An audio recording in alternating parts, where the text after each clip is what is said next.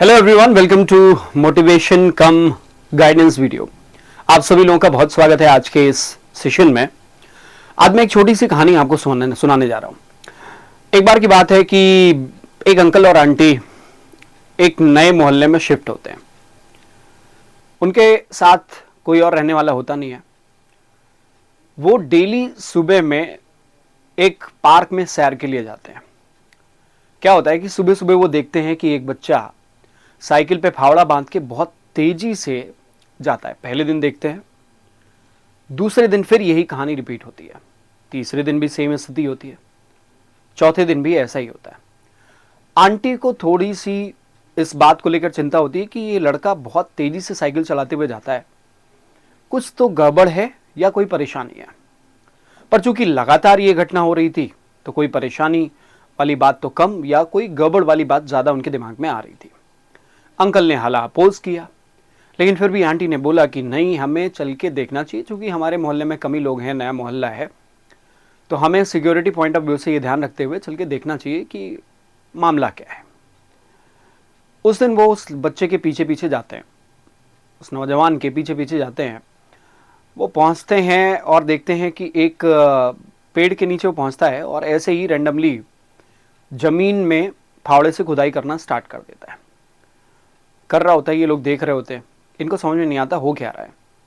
थोड़ी देर बाद बच्चा जब वो पसीने में तरबतर होके वो जब पीछे मुड़ के देखता है तो अंकल आंटी कहते हैं कि क्या बात है, आप बच्चे तुम डेली आते हो और ये काम करते हो।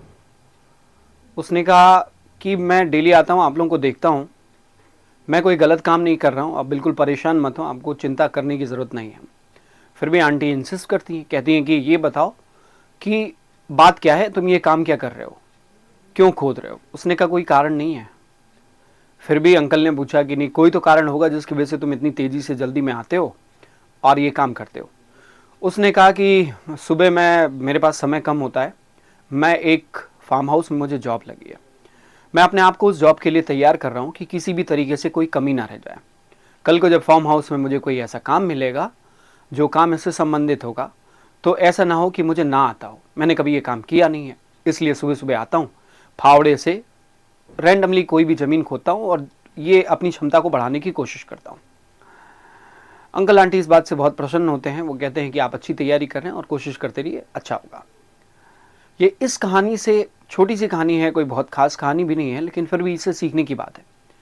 जब आप किसी चीज़ के लिए बहुत ज़्यादा डिटरमेंट होते हैं ना, तो आप अपने आप को उस हिसाब से प्रिपेयर करते हैं।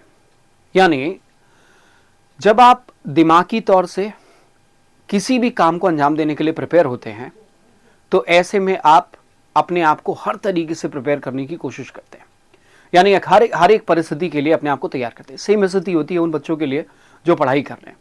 यदि आप पढ़ाई कर रहे हैं, यदि आपको अपनी ज़रूरत के बारे में अच्छी तरीके से पता है, तो आप हर वो काम करने के लिए अपने आप को तैयार कर सकते हैं जो काम आपके पढ़ाई के लिए, आपको सक्सेस दिलाने के लिए ज़रूरी है।